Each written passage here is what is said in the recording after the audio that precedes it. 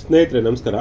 ಸ್ನೇಹಿತರೆ, ಮೇ 11, 2026ರಂದು ತಮಿಳುನಾಡು ವಿಧಾನಸಭೆಯಲ್ಲಿ ಉದಯನಿಧಿ ಸ್ಟಾಲಿನ್ ತಾವೊಬ್ಬ ಜನಪ್ರತಿನಿಧಿ ಎಂಬುದನ್ನು ಮರೆತು ಹಿಂದೂ ಧರ್ಮವನ್ನು ನಾಶಪಡಿಸಬೇಕು ಅಂತ ನೇರವಾಗಿಯೇ ಸದನದಲ್ಲಿ ಹೇಳ್ತಾರೆ.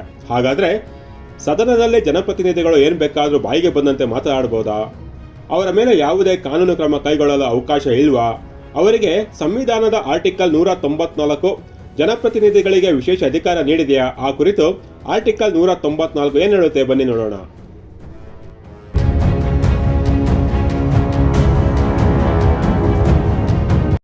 ಉದಯನಿಧಿ ಭಾಷಣದ ಬಳಿಕ ತಮಿಳುನಾಡಿನ ಹೊಸ ಮುಖ್ಯಮಂತ್ರಿ ಜೋಸೆಫ್ ವಿಜಯ್ ವಿಧಾನಸಭೆಯಲ್ಲಿ ತಮ್ಮ ಮೊದಲ ಭಾಷಣವನ್ನು ಮಾಡ್ತಾರೆ. ಅದರಲ್ಲಿ ಅವರು ಉದಯನಿಧಿ ಹೇಳಿದ್ದ ಹಿಂದೂ ವಿರೋಧಿ ನೀತಿಯನ್ನು ಪ್ರಸ್ತಾಪಿಸಿ, ನಾನು ಇದನ್ನು ಒಪ್ಪುವುದಿಲ್ಲ, ಸದನದಲ್ಲಿ ಎಲ್ಲರೂ ಸಮಾನರು ಅಂತ ಹೇಳ್ಬೋದಾಗಿತ್ತು.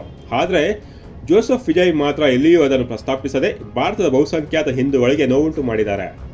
ಮೇ 11ರಂದು ಪ್ರಮಾಣ ವಚನದ ಬಳಿಕ ವಿಜಯ್ ಪೂರ್ವ ಮುಖ್ಯಮಂತ್ರಿ MK ಸ್ಟಾಲಿನ್ ನಿವಾಸಕ್ಕೆ ತೆರಳಿ ಅವರನ್ನು ಭೇಟಿ ಮಾಡಿ ಬರ್ತಾರೆ. ಜೋಸೆಫ್ ವಿಜಯ್ ಮತ್ತು ಉದಯನಿಧಿ ಆರಂಭದಿಂದಲೂ ಬಹಳ ಪರಿಚಯ ಇದ್ದವರೇ. ಜೋಸೆಫ್ ವಿಜಯರಂತೆ ಉದಯನಿಧಿ ಸಹ ತಮಿಳು ಚಿತ್ರರಂಗದಲ್ಲಿದ್ದವರು.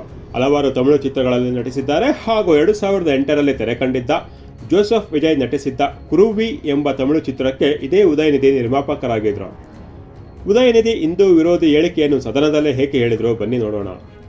ಭಾರತೀಯ ಸಂವಿಧಾನದ ಆರ್ಟಿಕಲ್ 194ರ ಪ್ರಕಾರ ಜನಪ್ರತಿನಿಧಿಗಳಿಗೆ ವಿಶೇಷವಾದ ಸಂವಿಧಾನದ ರಕ್ಷಣೆ ಸಿಗುತ್ತದೆ. ಇದರ ಮೂಲಕ ಸದನದಲ್ಲಿ ನಡೆಯುವ ಕಲಾಪಗಳಲ್ಲಿ ಮಾಡುವ ಭಾಷಣಗಳ ವಿರುದ್ಧ ಯಾವುದೇ ಕಾನೂನು ಕ್ರಮ ಕೈಗೊಳ್ಳುವಂತಿಲ್ಲ, ಎಲ್ಲಿಯೂ ಸಹ ದೂರು ನೀಡುವಂತಿಲ್ಲ. ಇದನ್ನು ಸಂವಿಧಾನದಲ್ಲಿ ಶಾಸಕರಿಗೆ ನೀಡಿರುವ ವಿಶೇಷ ಅಧಿಕಾರ ಅಂತ ಕರೆಯಲಾಗುತ್ತೆ. ಆರ್ಟಿಕಲ್ 194 ಈ ಕಾನೂನನ್ನು ಏಕೆ ತರಲಾಯಿತು ಅಂದರೆ, ವಿಧಾನಸಭೆಯಲ್ಲಿ ಶಾಸಕರು ಯಾವುದೇ ಹೆದರಿಕೆ ಇಲ್ಲದೆ ತಮ್ಮ ಅಭಿಪ್ರಾಯಗಳನ್ನು ವ್ಯಕ್ತಪಡಿಸಬಹುದು, ಸರ್ಕಾರದ ಜನವಿರೋಧಿ ನೀತಿಗಳನ್ನು ಟೀಕಿಸಬಹುದು ಹಾಗೂ ಆ ಮೂಲಕ ಜನಪರ ತೀರ್ಮಾನಗಳನ್ನು ಕೈಗೊಳ್ಳುವಂತೆ ಸರ್ಕಾರವನ್ನು ಆಗ್ರಹಿಸಬಹುದು. ಆದರೆ ಯಾವುದೇ ಜನಪ್ರತಿನಿಧಿ ಸದನದ ಒಳಗೆ ತಮಗೆ ಅನ್ನಿಸಿದ್ದನ್ನು ಬಾಯಿಗೆ ಬಂದದನ್ನು ಹೇಳಬಹುದು ಅಂತ ಅಲ್ಲ.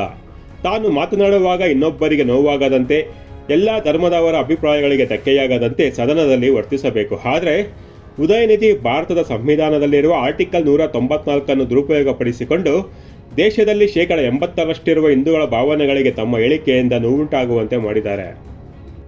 ಆದರೆ ಅದರ ಬಳಿಕ ಹೊಸ ಮುಖ್ಯಮಂತ್ರಿ ಜೋಸೆಫ್ ವಿಜಯ್ ತಮ್ಮ ಭಾಷಣದಲ್ಲಿ ಉದಯನಿಧಿ ಹೇಳಿಕೆಯನ್ನು ಪ್ರಸ್ತಾಪಿಸಬಹುದಿತ್ತು ಹಾಗೂ ಸದನದ ಸ್ಪೀಕರ್ ಉದಯನಿಧಿಗೆ ತಮ್ಮ ಭಾಷಣದಿಂದ ಹಿಂದೂ ವಿರೋಧಿ ಹೇಳಿಕೆಯನ್ನು ತೆಗೆದುಹಾಕುವಂತೆ ಸೂಚಿಸಬಹುದಿತ್ತು. ಅದನ್ನು ಪ್ರಮುಖ ವಿಷಯವನ್ನಾಗಿ ಸದನದಲ್ಲಿ ಚರ್ಚಿಸಿ ಆ ಮೂಲಕ ದೇಶದ ಬಹುಸಂಖ್ಯಾತರ ಭಾವನೆಗಳಿಗೆ ಸನಾತನ ಹಿಂದೂ ಧರ್ಮದ ವಿರುದ್ಧ ಮುಂದಿನ ದಿನಗಳಲ್ಲಿ ಈ ರೀತಿ ಮಾತನಾಡದಂತೆ ಎಚ್ಚರಿಸಬಹುದಿತ್ತು. ಆದರೆ ಇದ್ಯಾವುದೂ ಅಲ್ಲಿ ಆಗಲೇ ಇಲ್ಲ. 2023ರಲ್ಲಿ ಉದಯನಿಧಿ ಇದೇ ರೀತಿ ಹಿಂದೂ ಧರ್ಮದ ವಿರುದ್ಧ ಅಪಮಾನಕರ ಹೇಳಿಕೆ ನೀಡಿದ್ರು. ತಾನು ಹಿಂದೂ ಧರ್ಮವನ್ನು ಅಂಚ ಕಾಣಿಸಬೇಕು ಅಂತ ಹೇಳ್ತಾ ಆತನ DMK ಪಾರ್ಟಿಯನ್ನೇ ಆತ ಕೊನೆಗಾಣಿಸ್ತಾ ಇದ್ದಾನೆ. 2021ರಲ್ಲಿ 133 ಸೀಟು ಗೆದ್ದಿದ್ದ DMK 2026ರಲ್ಲಿ 56 ಸೀಟುಗಳನ್ನಷ್ಟೇ ಗೆದ್ದಿದೆ.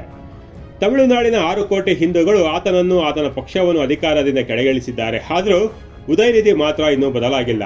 ಯಾರೋ ಒಬ್ಬನ ಹೇಳಿಕೆಯಿಂದ ಸನಾತನ ಧರ್ಮ ಕೊನೆಯಾಗೋದಿಲ್ಲ. ಇತಿಹಾಸದುದ್ದಕ್ಕೂ ಅದೆಷ್ಟೋ ಸನಾತನವನ್ನು ನಾಶ ಮಾಡಲು ಯತ್ನಿಸಿದವರು ತಾವು ನಾಶವಾಗಿ ಹೋಗಿದ್ದಾರೆ. ಇದು ಹಿಂದೂಗಳು ಜಾಗೃತರಾಗುವ ಸಮಯ. ಕನಿಷ್ಠ ಪಕ್ಷ ಚುನಾವಣೆ ಸಂದರ್ಭಗಳಲ್ಲಿ ಯಾರಿಗೆ ಮತ ಹಾಕಿ ಗೆಲ್ಲಿಸಬೇಕು ಎಂಬ ವಿವೇಚನೆಯನ್ನು ಹಿಂದೂಗಳು ಬೆಳೆಸಿಕೊಳ್ಳಬೇಕಿದೆ. ಹಿಂದೂಗಳು ಒಗ್ಗಟ್ಟಾದರೆ ಏನಾಗುತ್ತದೆ ಎಂಬುದಕ್ಕೆ ಸಾಕ್ಷಿಯಾಗಿ ಪಶ್ಚಿಮ ಬಂಗಾಳದ ಚುನಾವಣಾ ಫಲಿತಾಂಶ ನಮ್ಮ ಕಣ್ಣ ಮುಂದೆಯೇ ಇದೆ. ಸ್ನೇಹಿತರೆ, ಇದಿಷ್ಟು ಇಂದಿನ ವಿಚಾರ.